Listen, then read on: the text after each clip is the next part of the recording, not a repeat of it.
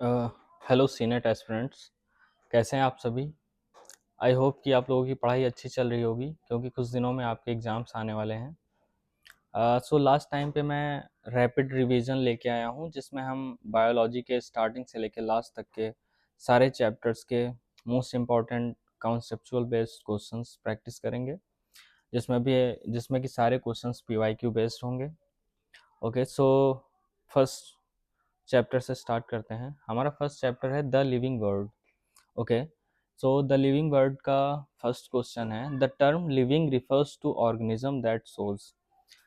Living term यानी कि जीवित शब्द रिफर करता है उन जीवों से जो कि दिखाते हैं, ओके, क्या दिखाते हैं? Growth only. ओके, सारे सजीव ग्रोथ दिखाते हैं, ग्रोथ शो करते हैं। Then reproduction only, livings reproduction करते हैं। Okay, next metabolism only, metabolism होती है लिविंग्स के अंदर। So option number D would be the correct answer, क्योंकि लिविंग्स में ग्रोथ भी होती है, रिप्रोडक्शन भी होता है और मेटाबॉलिज्म भी होती है। Okay, so let's go to the next question. Okay, increase in mass and number of individual is called. Increase in mass यानी कि मास का बढ़ना और नंबर्स का बढ़ना क्या कहलाता है? मेटाबॉलिज्म नहीं, metabolism is the sum of reactions occurring in our body, occurring in our body। Metabolism sum of reactions होता है जो कि हमारी बॉडी में हो रही हैं। उसके बाद ग्रोथ, ग्रोथ होता है increase in mass and number. Okay, कैसे इसे हम समझेंगे? तो देखते हैं, हमारी बॉडी में बॉडी सेल्स होती हैं। एक ये बॉडी सेल है, इसका न्यूक्लियस है। अगर इसे ग्रो करना है, इसमें ग्रोथ होनी है, तो सबसे पहले इसका डिवीजन होता है। ये बीच से डिवाइड हो जाती है, एक सेल से दो सेल्स बन जाती हैं।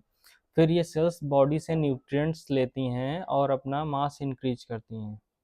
सो हमें इसमें दोनों फिनोमिनन देखने को मिले हैं, increase in mass and increase in number, increase in number. So growth एक ऐसा टर्म है जिसमें कि इंक्लूडेशन होता है increase in mass and increase in number दोनों का। Okay, so let's move on to the next question.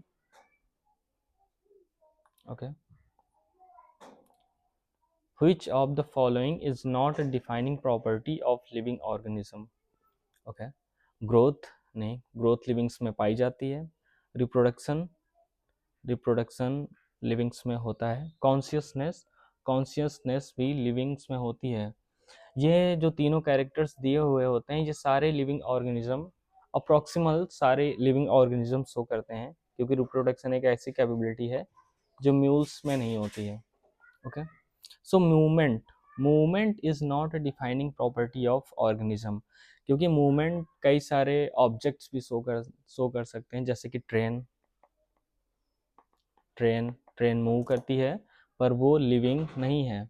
बस, स्कूटर, बाइक, ये सारी चीज़ें मूव कर सकती हैं, इनमें मूवमेंट हो सकता है, पर ये लिविंग नहीं है।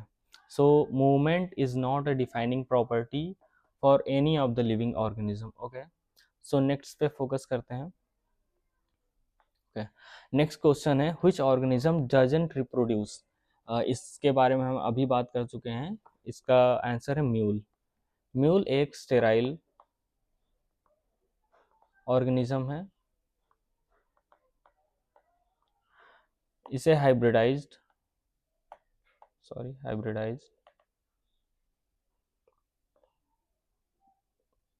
ऑर्गेनिज्म बोलते हैं। ये एक हाइब्रिडाइज प्रजाति होती है जो दो अलग अलग तरह की स्पीसीज के रिप्रोडक्शन से मिलती है। जैसे कि इसका जो फीमेल होती है वो मेयर होती है, यानी कि horse, female horse,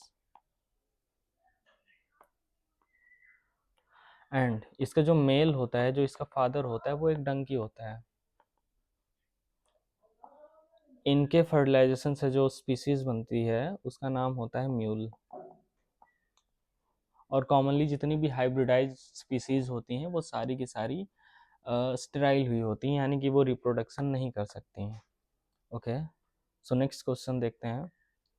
metabolic reactions occurs in, okay, metabolic reactions किस में होती हैं? अभी हमने देखा था metabolism is a defining feature of organism. अगर मेटाबॉलिज्म एक डिफाइनिंग फीचर है ऑर्गेनिज्म का, तो ये सारे लिविंग ऑर्गेनिज्म में देखा जाएगा। तो फर्स्ट ऑप्शन है ओनली प्लांट्स, प्लांट्स तो लिविंग हैं तो उनमें मेटाबॉलिज्म होगा, ऑफ कोर्स होगा। सो ऑप्शन बी देखते हैं, ओनली एनिमल्स, नहीं, प्लांट्स में भी मेटाबॉलिज्म होगी और एनिमल्स में भी मेटाबॉलिज्म होगी। नेक्स्ट है all living organism, only microorganism. So metabolism is the defining property of all of the living organism. So हमारा आंसर हो जाएगा answer number C, option number C. Okay, next पे चलते हैं। Which is considered as the most important characteristics of the life? सबसे important characteristics कौन सी होती है लाइफ की? Growth is a characteristics of life, important characteristics of life, but most important नहीं है। नेक्स्ट पे चलते हैं reproduction is also a important characteristics of life, पर मोस्ट इम्पॉर्टेंट ये भी नहीं है। Consciousness is the most important characteristics of the life. Consciousness का मतलब होता है अपने इन्वायरमेंट को फील करना और उसके लिए रिस्पॉन्सेस भी देना। जैसे हमें ठंडी लगती है तो हमने कुछ भी फील किया, जैसे हमने ठंडी फील की तो हमने ठंडी से लेकर रिस्पॉन्सेस दिए। हमारी बॉडी में शिवरिंग्स हुई, गर्मी लगती है तो स्वेटिंग होती है, कुछ गर्म लगता है तो हम उसका रिस्पॉन्स देते हैं, कुछ ठंडा लगता है तो उसका रिस्पॉन्स देते हैं, उसे कहते हैं कॉन्शियसनेस। कॉन्शियसनेस का मतलब यही होता है कि हम अपने इन्वायरमेंट में जो स्टिमुली होती हैं उन्हें सेंस करें और उसका एक रिस्पॉन्स दें। तो most important characteristics of life होती है consciousness. Okay, so next question पे चलते हैं। In plants growth is, plants में ग्रोथ होती है limited? No. Unlimited? Yes. Plants have unlimited growth, all the plants have unlimited growth. क्यों होती है? इसका रीजन होता है प्लांट्स में एक टिश्यू होता है जिसका नाम होता है मेरिस्टेमेटिक टिश्यू।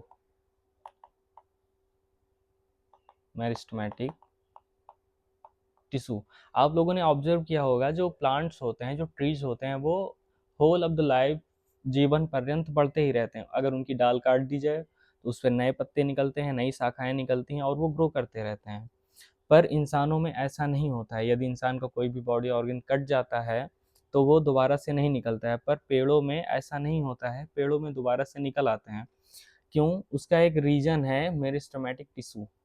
मेरिस्टेमेटिक जो टिश्यू होता है वो प्लांट की टिप्स पे पाया जाता है। जो स्टेम की टिप पे होता है उसे सैम बोलते हैं, और जो रूट्स की टिप पे होता है उसे रैम बोलते हैं।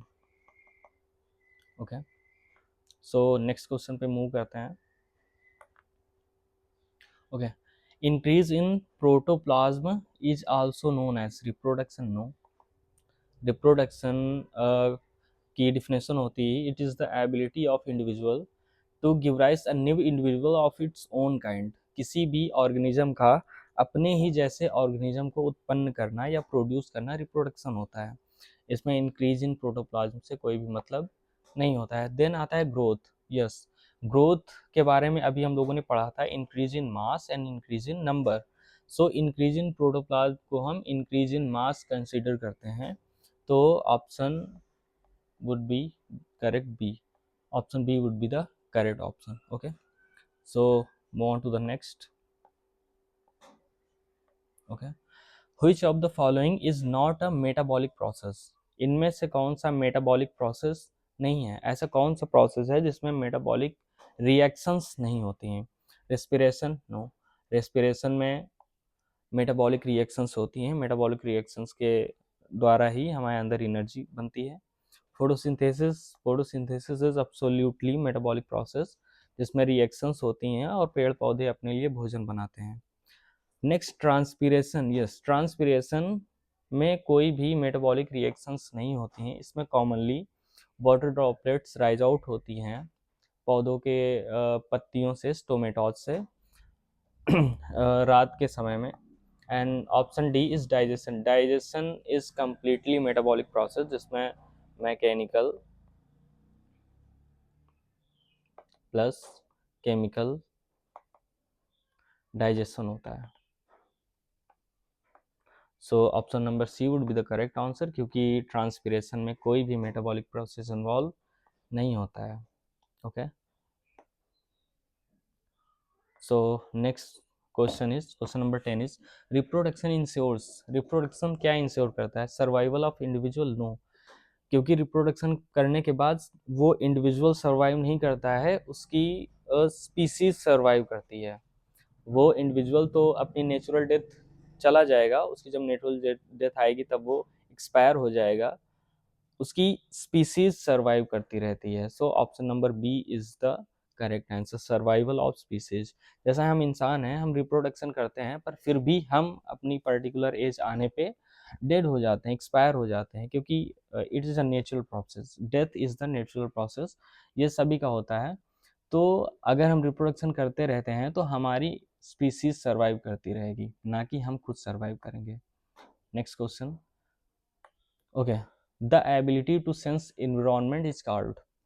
ये क्वेश्चन अभी हमने कुछ देर पहले किया था, जिसमें लिविंग ऑर्गेनिज्म के शायद कैरेक्टरिस्टिक्स पूछे जा रहे थे, तो वही क्वेश्चन यहाँ पे आ गया. The ability to sense environment is called growth? No. Reproduction? No. Consciousness? Yes. Consciousness is the ability to sense environment. Okay, so option number C would be the correct answer. Let's move on to the next question. Biological classification is based on.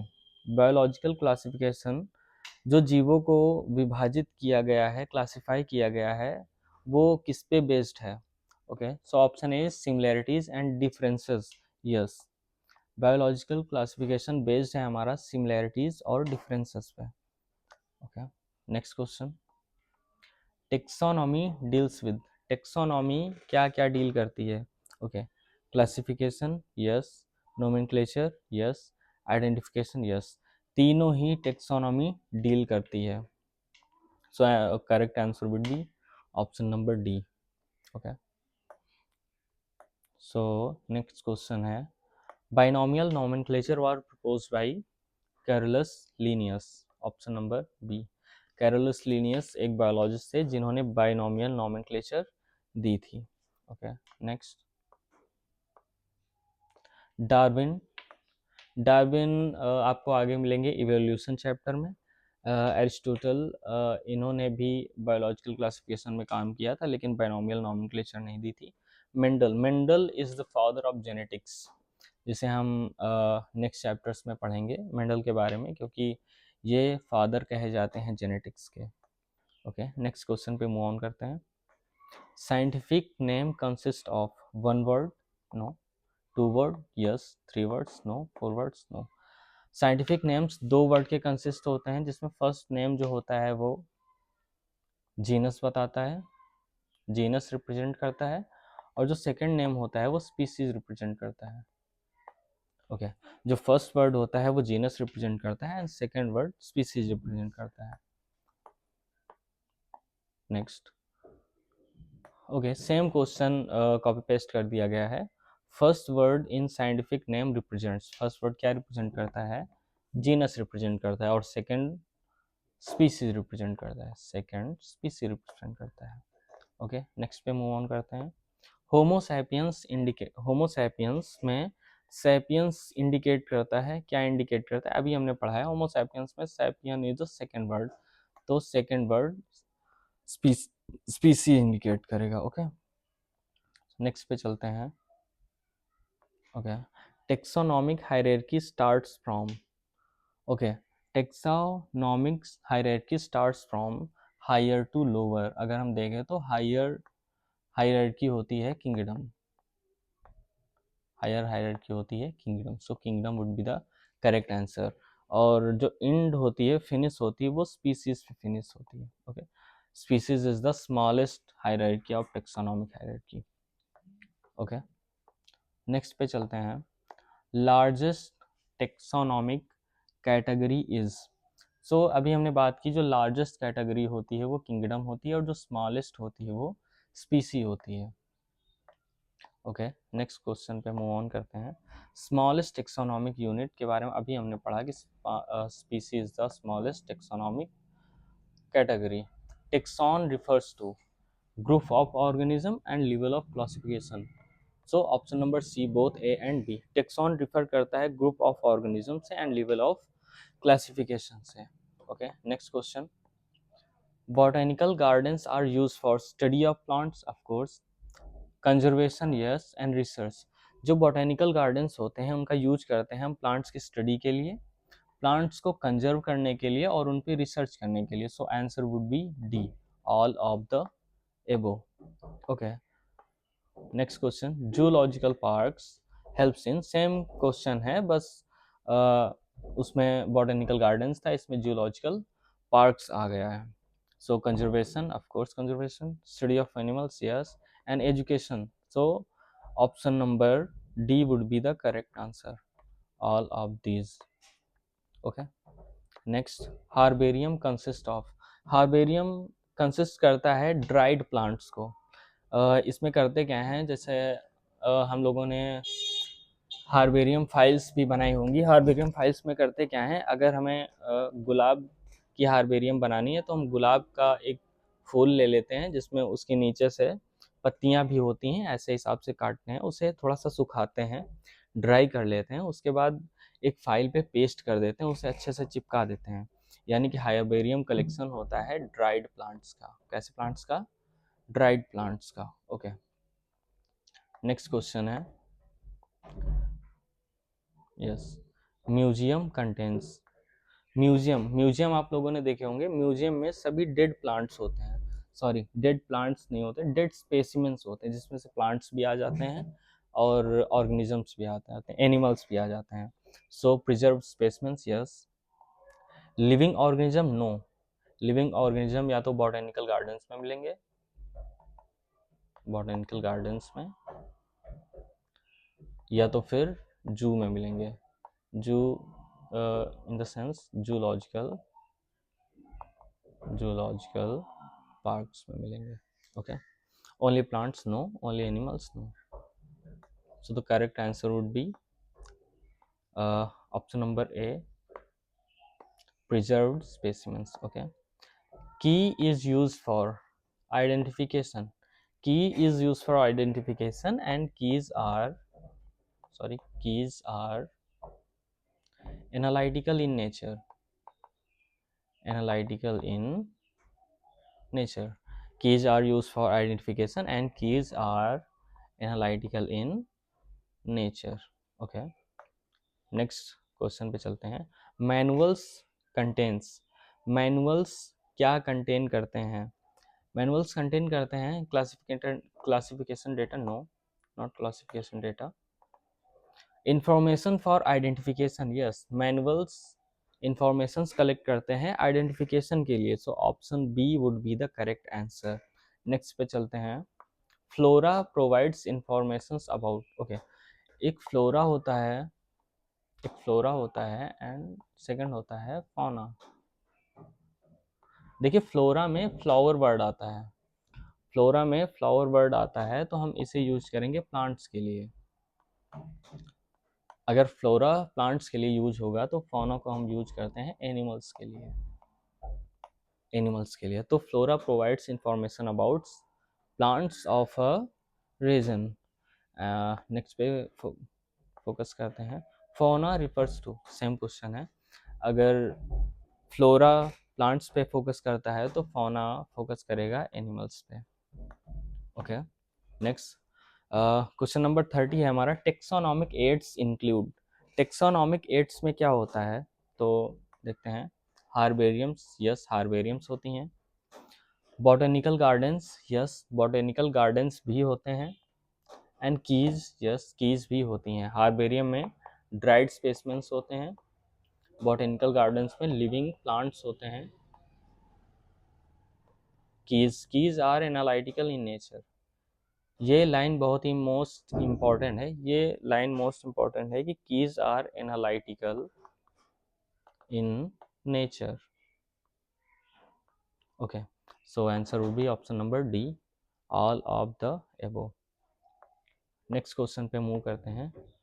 Growth in living organism is internal, हाँ अंदर से भी growth होती है organism में, हमारे अंदर body अंदर से भी ग्रो करती है और एक्सटर्नली भी ग्रो करती है। So answer would be C, both. Okay, next question. Which is an example of living growth? Non-living growth. Which is an example of non-living growth? Plant growth? No. Animal growth? No. Cell growth? Yes. Cell division? No. Plants growth एक living growth है, animal growth एक living growth है और cell division भी एक living organism की growth है। जो क्रिस्टल डिवीजन है वो कोई भी लिविंग ऑर्गेनिज्म में नहीं होता है, ये नॉन लिविंग की ग्रोथ होती है। नेक्स्ट पे चलते हैं। Living organism shows, living organism क्या शो करते हैं? Cellular organism, cellular organization, yes cellular organization show करते हैं। नो ऑर्गेनाइजेशन नहीं शो करते हैं, ऑर्गेनाइजेशन तो शो ही करते हैं। Only chemical organism organization, no it would be wrong. Only chemical organization, no. Only physical structure, no. So option number A would be the correct answer, cellular organization. Okay, next question. Which of the following is not living? इनमें से कौन living नहीं है? Virus, virus की बात करें तो virus living है या नॉन लिविंग है, इस पे अभी भी डिबेट चल रही है, क्योंकि वायरसेस जब आउटसाइड द होस्ट होते हैं, आउटसाइड होस्ट होते हैं, तब वो as a non living consider किए जाते हैं, as a non living consider किए जाते हैं। पर जब वो होस्ट के अंदर इंटर कर जाते हैं, इंटर्स इनटू द होस्ट, तब उनमें डीएनए मल्टीप्लिकेशन करने की कैपेबिलिटी आ जाती है और वे लिविंग हो जाते हैं, लिविंग के कैरेक्टर्स शो करने लगते हैं। तो बात हो रही है यहाँ पे आउटसाइड द होस्ट, तो जब virus outside of the host होता है तो वो नॉन लिविंग के कैरेक्टर शो करता है। तो क्वेश्चन पूछ रहा है which of the following is not living, तो virus when he is outside of the host तो ये नॉन लिविंग के कैरेक्टर शो करेगा। Bacteria is living, plants are living and animals are also living. So let's move on to the next question. Metabolism includes, metabolism में anabolism भी होती है, catabolism भी होती है। ओके, एनाबॉलिज्म क्या होती है? एनाबॉलिज्म वो होता है जब दो तरह के सबस्ट्रेट्स रिएक्शन करते हैं और एक सबस्ट्रेट बनाते हैं, उसे कहते हैं एनाबॉलिज्म। और कैटाबॉलिज्म उसे बोलते हैं जब एक सबस्ट्रेट टूट के कई सारे प्रोडक्ट्स बना देता है, उसको कहते हैं कैटाबॉलिज्म। तो मेटाबॉलिज्म में दोनों आते हैं, anabolism and catabolism. Okay, next next पे चलते हैं। Naming organism is called, okay, naming organism is called identification. Identification is the process जिसमें हम, सॉरी, नेमिंग आइडेंटिफिकेशन में तो हम आइडेंटिफाई करते हैं ऑर्गेनिज्म को, आइडेंटिफाई करते हैं। क्लासिफिकेशन में क्लासिफाई करते हैं जीवों को अलग अलग उनके कैरेक्टर्स के हिसाब से, उनमें क्या कैरेक्टर्स हैं, सिमिलैरिटीज़ और डिसिमिलैरिटीज़ पे क्लासिफाई करते हैं। क्लासिफिकेशन में क्लासिफाई करते हैं। नोमेनक्लेचर में नेमिंग करते हैं, जैसे हिंदी में बोलते हैं नामकरण संस्कार। Okay, same as that nomenclature होता है जिनमें हम जीवों की नेमिंग करते हैं। नेक्स्ट आता है identification is based on, identification किस पे बेस्ड होता है? Character comparison, DNA only, habitat only, size only? नहीं, आइडेंटिफिकेशन कैरेक्टर कंपैरिजन पे बेस्ड होता है, ना कि किसी डीएनए, हैबिटेट या साइज पे। ओके, नेक्स्ट क्वेश्चन पे चलते हैं। Sorry, classification helps in, okay, classification help करता है इजी स्टडी में, yes. Understanding diversity, yes. Grouping organism, yes. जो हमारा क्लासिफिकेशन होता है वो स्टडी में भी हेल्प करता है, जिससे कि हम इजीली स्टडी कर सकते हैं। अंडरस्टैंडिंग डाइवर्सिटी, हम डाइवर्सिटी को भी समझ सकते हैं। और ग्रुपिंग ऑर्गेनिज्म, ऑर्गेनिज्म को ग्रुप में डिवाइड कर सकते हैं। तो answer would be option number D. Okay, so next question है question number 39। Species is defined as, species को हम कैसे डिफाइन कर सकते हैं? ओके, similar organism, interbreeding groups, yes, species are commonly are interbreeding groups, ऐसे ग्रुप्स तो जो आपस में इंटरब्रीड कर सकते हैं उनको सेम स्पीसीज बोला जाता है. So option number B would be the correct answer. Okay, next question. Scientific names are written in which language? Hindi? No, not Hindi. Scientific names Hindi में नहीं लिखे जाते हैं. No. Latin? No Latin, sorry sorry sorry, yes, Latin में लिखे जाते हैं सारे साइंटिफिक नेम्स. साइंटिफिक नेम्स की जो लैंग्वेज होती है, साइंटिफिक नेम्स की जो लैंग्वेज होती है वो लैटिन होती है, वो लैटिन लैंग्वेज में लिखे जाते हैं. English? No English. Greek? No Greek. So हमारा फर्स्ट चैप्टर फिनिश होता है यहीं से. अब हम मूव ऑन करेंगे. इसकी मैंने आंसर की दी हुई है नीचे, ओके, जिसके मैं पीडीएफ शेयर कर दूंगा आप लोगों के पास, और आप लोगों को आंसर की भी मिल जाएगी. ओके, सो अब हम चलते हैं नेक्स्ट चैप्टर पे जिसका नाम है biological classification. Okay, biological classification, this is the second chapter of the biology. Okay, मैं बस 1 मिनट में आया, पानी पी लेता हूँ.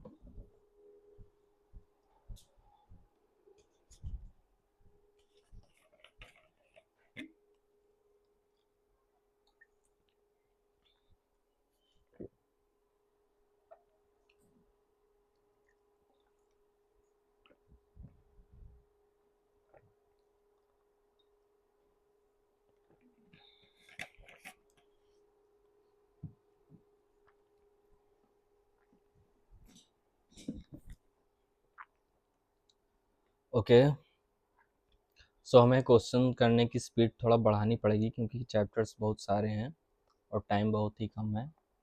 तो हम ट्राई करेंगे कि एक साथ कई सारे चैप्टर्स निपट जाएं. ओके,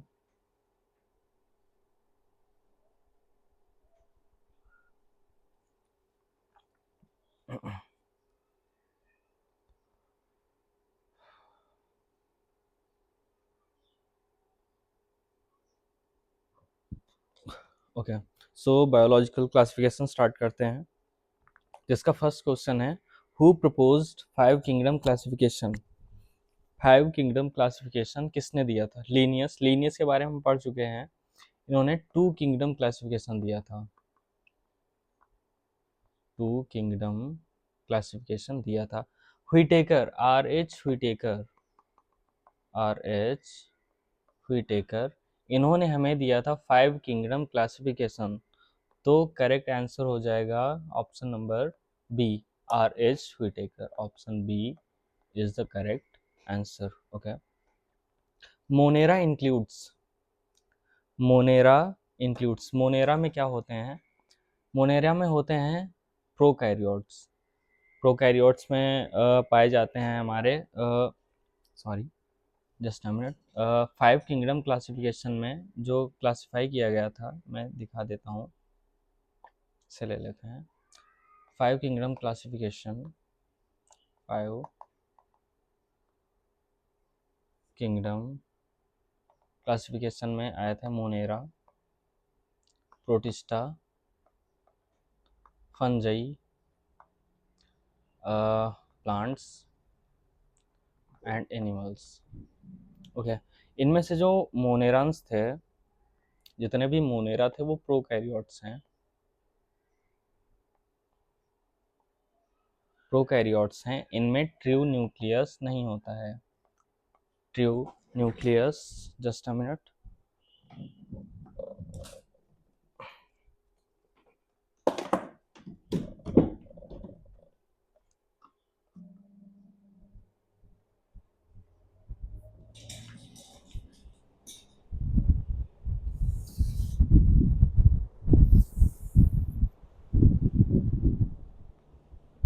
ओके, तो जितने भी मोनेरान्स होते हैं वो प्रोकैरियोट्स होते हैं और इनमें ट्रू न्यूक्लियस नहीं होता है.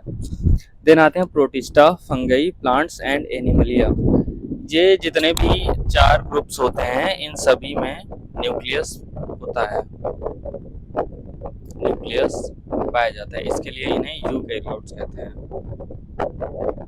यूकैरियोट्स बोलते हैं। तो सेकंड का ऑप्शन होगा option number B. Okay, next पे चलते हैं। Archaebacteria live in, archaebacteria Monera में पाए जाते हैं जो कि प्रोकैरियोट्स होते हैं, प्रोकैरियोट्स होते हैं। नॉर्मल कंडीशंस में नो, आर्कीबैक्टीरिया एक्सट्रीम इन्वायरमेंट्स में पाए जाते हैं, ये सैलाइन इन्वायरमेंट्स में पाए जाते हैं, हॉट स्प्रिंग्स में भी पाए जाएंगे, हॉट स्प्रिंग्स में भी पाए जाएंगे, इवन एसिड्स में भी पाए जाते हैं, एसिड्स में पाए जाते हैं archaebacteria. Okay, question number 4, methanogens produce, methanogens bacteria होते हैं जो कि प्रोड्यूस करते हैं मेथेन गैस। ये रूमिनेंट्स ऑफ कैटल्स में पाए जाते हैं, जैसे कि गाय, भैंस, ऐसे जानवर जो पेड़ पौधों की हरी पत्तियां खाते हैं, सेलुलोज वाला भोजन करते हैं, उनमें मेथनोजेंस पाए जाते हैं उनके रूमिनेंट्स में, और उनका जो गोबर होता है उसमें मेथेन गैस प्रोड्यूस करते हैं, मेथेन गैस प्रोड्यूस करते हैं। उनके जो डाइजेस्टिव मशीन्स होती हैं, जो जितने भी अंदर डाइजेस्टिव ऑर्गन्स होते हैं उनमें ये काम करते हैं और मेथेन गैस प्रोड्यूस करते हैं। इसके बाद जितना भी उनका गोबर निकलता है, जितना भी वेस्ट मटेरियल निकलता है, उनमें मेथेन गैस उनके साथ निकलती है। नेक्स्ट, साइनोबैक्टीरिया आर, साइनोबैक्टीरिया क्या होते हैं? साइनोबैक्टीरिया फंगाई होते हैं? नहीं, एल्गी होते हैं। साइनोबैक्टीरिया को बोलते हैं ब्लू ग्रीन एल्गी, साइनोबैक्टीरिया को बोलते हैं ब्लू ग्रीन एल्गी, पर ये एल्गी नहीं होते हैं, ये होते हैं प्रोकैरियोट्स। ओके, साइनोबैक्टीरियाज और प्रोकैरियोट्स जो कि मोनेरा में पाए जाते हैं। Okay, protists are mainly, Protista is the second group, Monera के बाद प्रोटिस्टा आता है जिसमें कि यूनिसेलुलर यूकैरियोटिक ऑर्गेनिजम्स कंसीडर किए जाते हैं। All unicellular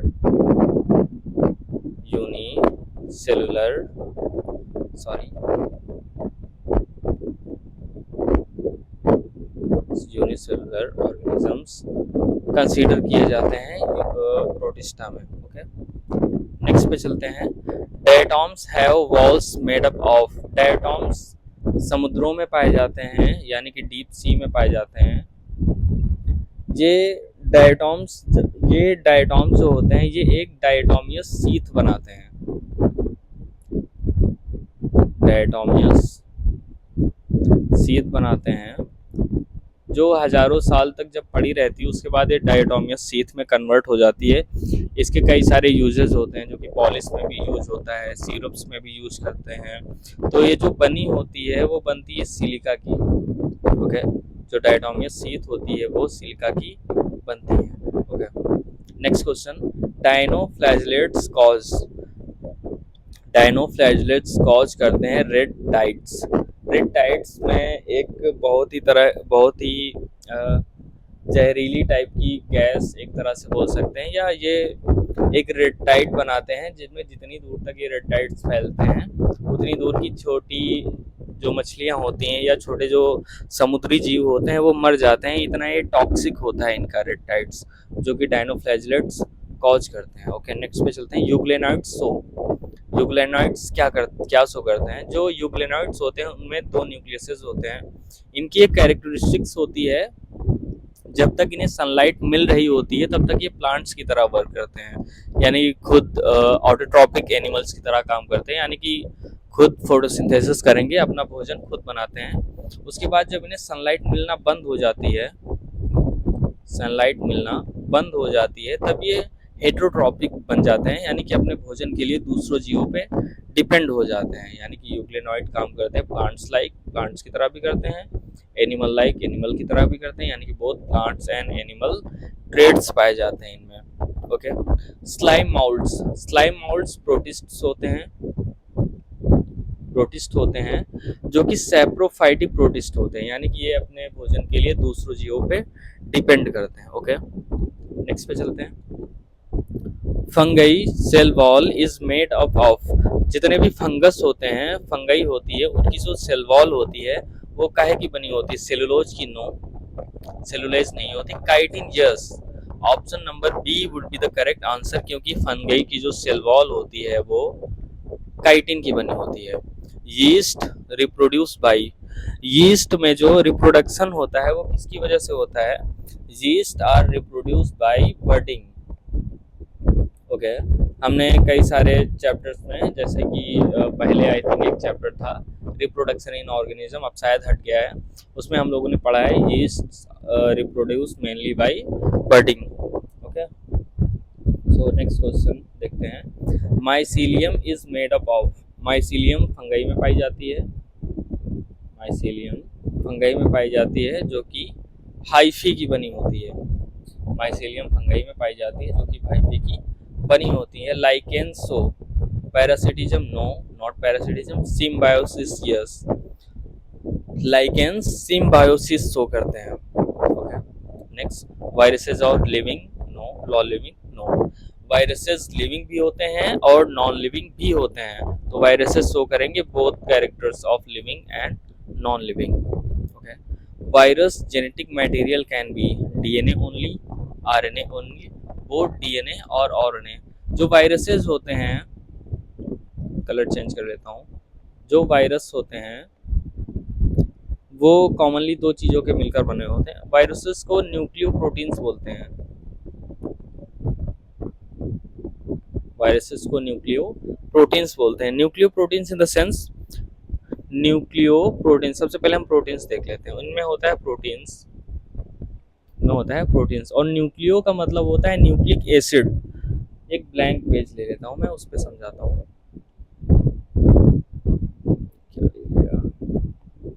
okay, viruses are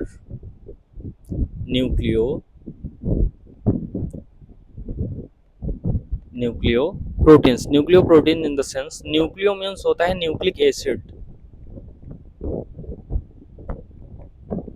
nucleic acid, जैसे कि DNA and RNA, and after that protein. Next पे होता है प्रोटीन। तो जो वायरसेस होते हैं उनमें प्रोटीन तो कंपलसरी होता है, प्रोटीन तो होता ही है, और उसमें एक न्यूक्लिक एसिड भी होता है जिसमें डीएनए हो सकता है, डीएनए और आरएनए एक हो सकता है, या तो डीएनए पाया जाता है या तो आरएनए पाया जाता है, इसीलिए इसको न्यूक्लियो प्रोटीन बोल सकते हैं। किसी भी वायरस में डीएनए और आरएनए दोनों नहीं पाए जा सकते हैं, या तो प्रोटीन के साथ डीएनए होगा या फिर प्रोटीन के साथ आरएनए होगा। Okay, next go through the next question. Sorry, option number C, viroids consist of. Okay, blank slide पे देख लेते हैं।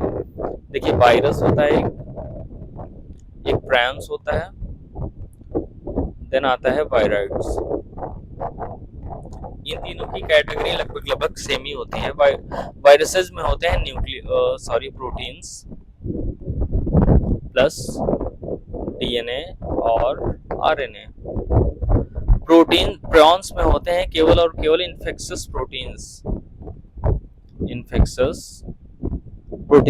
और जो वायरॉइड्स होते हैं इसमें केवल आरएनए पाया जाता है। प्रॉन्स में होते हैं केवल इन्फेक्शस प्रोटीन्स, और जो वायरॉइड्स होते हैं उसमें केवल और केवल आरएनए पाया जाता है। तो क्वेश्चन देखते हैं, viroids consist of RNA only, क्योंकि वायरॉइड्स में केवल आरएनए पाया जाता है। And next question is, question number 18 is, prions और DNA particles no, RNA particles no, infectious proteins. कौन से proteins? Infectious proteins. Okay, next question पे चलते हैं। Bacteria reproduce mainly by, bacteria में कॉमनली बाइनरी फिजन होता है, binary fission in the sense, एक बैक्टीरिया होता है वो मल्टीप्लाई करके 2 हो जाता है, फिर 2 बैक्टीरिया क्या करते हैं, खुद को मल्टीप्लाई कर लेते हैं और 4 हो जाते हैं। ये इनकी कैरेक्टरिस्टिक्स में होता है। इसीलिए बैक्टीरिया जो होते हैं वो मेनली रिप्रोड्यूस करते हैं बाइनरी फिजन से। ओके, जिसमें ये 1 से 2 हो जाते हैं, फिर 2 से 4 हो जाते हैं।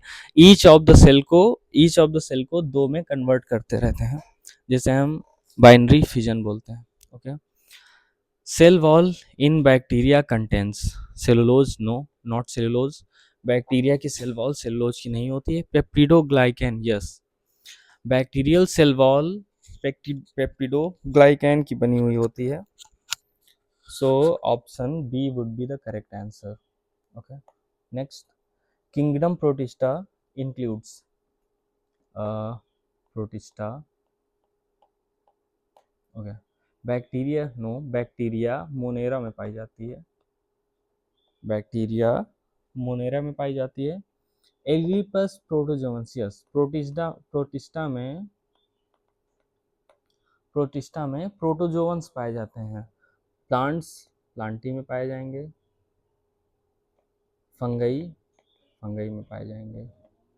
Okay, so option number B would be the correct answer. Okay, question number 22 is amoeba moves by. Amoeba कैसे मूव करता है? सिलिया, फ्लैजला, स्यूडोपोडिया और टेंटिकल्स। तो जो अमीबा होता है उसमें स्यूडोपोडियाज होते हैं। Pseudopodia in the sense false feet, यानी कि जो फीट की तरह काम तो करते हैं लेकिन ओरिजिनली वो फीट नहीं होते हैं, उसी वजह से उसे फॉल्स फीट बोलते हैं, जो कि अमीबा में पाए जाते हैं, जिसकी वजह से अमीबा मूवमेंट करता है। Okay, paramecium moves bye. Okay, paramecium क्या यूज करता है खुद के मूवमेंट्स के लिए? पैरामीशियम एक प्रोटोजोवन होता है, प्रोटोजोवन होता है जो कि सिलिएटेड होता है, जो कि सिलिएटेड होता है। पैरामीशियम जो होते हैं सिलिएटेड प्रोटोजोवंस होते हैं, तो ये अपने मूवमेंट्स के लिए सिलिया का यूज करते हैं। Okay, so option number B would be the correct answer. Okay, question number 24 is plasmodium causes. Plasmodium जो होता है वो क्या कॉज करता है? ऐसी कौन सी बीमारी है जो प्लाज्मोडियम कॉज करता है? So option number B, plasmodium malaria cause करता है। ओके, ये कैसे होता है? इसका वेक्टर कौन होता है? इसकी वेक्टर होती है एक मॉस्किटो, सॉरी, एक female mosquito, I am so sorry, एक फीमेल मॉस्किटो इसकी कैरियर होती है, जिसका नाम होता है Anopheles, female Anopheles. Female Anopheles नाम की एक मच्छर होती है जो कि मलेरिया कॉज करती है, इसको स्प्रेड करती है। Okay, fungi are fungi are autotrophic, no, heterotrophic, yes. जो फंगई होते हैं ऑटोट्रॉपिक नहीं होते हैं, क्योंकि उनकी जो सेल वॉल होती है वो कंपोज करती है काइटिन ना कि सेलुलोज, जिसकी वजह से वो हेट्रोट्रॉपिक नेचर शो करते हैं। Okay, Penicillium is use for antibiotic. Okay, Penicillium एक एंटीबायोटिक होती है। नेक्स्ट चलते हैं, मशरूम बिलोंग्स टू।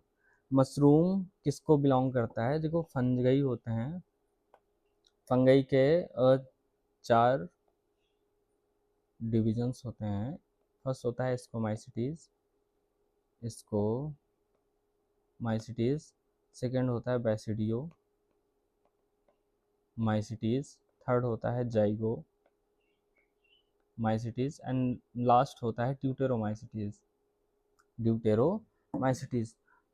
तो जो मशरूम होता है वो हमारा, वो बैसिडोमाइसिटीज में पाया जाता है।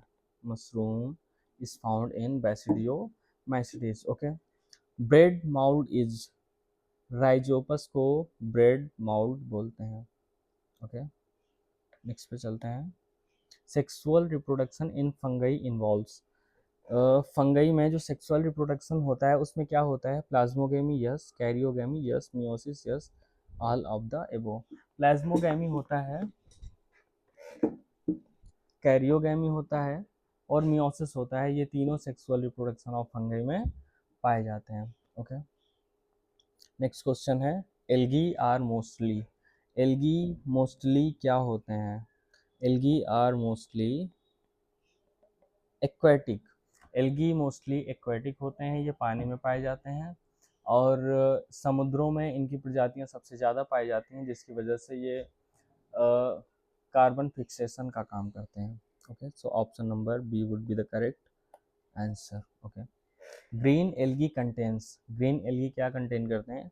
देखिए, तीन एल्गी होते हैं, एक ग्रीन एल्गी, एक ब्राउन एल्गी और एक रेड एल्गी, जिसमें से क्लोरोफिल ए सभी में पाया जाता है और इसका होता है, इसका एक्सेसरी जो क्लोरोफिल होता है वो A+B, इसका A+C, इसका A+D। तो बात कर रहे हैं यहाँ पर ग्रीन एल्गी की, तो ग्रीन एल्गी के साथ हो जाएगा both A and B। Okay, 32, brown algae store food as, brown algae में जो फूड स्टोर होता है वो किसकी फॉर्म में होता है? Option number C, mannitol. Brown algae में जो फूड होता है वो मैनिटॉल की फॉर्म में स्टोर होता है। ओके, नेक्स्ट पे आते हैं, question number 33, red algae contains pigments, red algae कौन सा पिगमेंट कंटेन करती हैं? तो option number B, red algae में एक कंपोनेंट होता है, पिगमेंट होता है, जिसको बोलते हैं आर फाइको इरेथ्रिन, जिसकी वजह से उसका जो कलर होता है वो रेड होता है। Okay, question number 34, kingdom fungi lacks, kingdom fungi में क्या नहीं होता है? Cell wall, of course cell wall होती है जो कि काइटिन की बनी होती है, काइटिन की बनी होती है। क्लोरोफिल नहीं होता है किंगडम फंगई में, न्यूक्लियस होता है क्योंकि ये यूकैरियोट्स होते हैं और साइटोप्लाज्म में पाया जाता है। तो option number B would be the correct answer. Bacteria shape can be cocci, bacilli, spirilla और ऑल, ये तीनों तरह की शेप्स पाई जाती हैं बैक्टीरिया में। Okay, so option number 30, sorry, question number 36 है हमारा, heterocyst is found in, heterocyst किस में पाई जाती हैं? ओके, हेट्रोसिस्ट पाई जाती हैं साइनोबैक्टीरिया में, जिसकी हेल्प से नाइट्रोजन फिक्सेशन, नाइट्रोजन फिक्सेशन करते हैं। साइनोबैक्टीरिया हेल्प करता है नाइट्रोजन फिक्सेशन करने में। ओके, तो nitrogen fixation is done by amoeba, no amoeba, yeast, no viruses, no. Option number A would be the correct answer. Rhizobium एक cyanobacteria होता है, साइनो बैक्टीरिया होता है, जिसका काम होता है नाइट्रोजन फिक्सेशन करना with the help of heterocyst. इनकी बॉडी में एक ऑर्गेन होता है हेट्रोसिस्ट, जिसकी हेल्प से ये नाइट्रोजन फिक्सेशन करते हैं। ओके, सो क्वेश्चन नंबर 38 है, capsule in bacteria helps in, bacteria की बॉडी में जो कैप्सूल पाया जाता है उसका वर्क क्या होता है? कैप्सूल बॉडी को प्रोटेक्ट करने में काम करता है, बैक्टीरियल बॉडी को प्रोटेक्ट करता है। ओके, नेक्स्ट क्वेश्चन है, flagella help bacteria in, flagella bacteria को मूवमेंट कराने में हेल्प करता है। And question number 40 is cell membrane in bacteria is, bacteria में सेल मेम्ब्रेन पाई जाती है या नहीं? ऑफ कोर्स पाई जाती है, बैक्टीरिया में सेल मेम्ब्रेन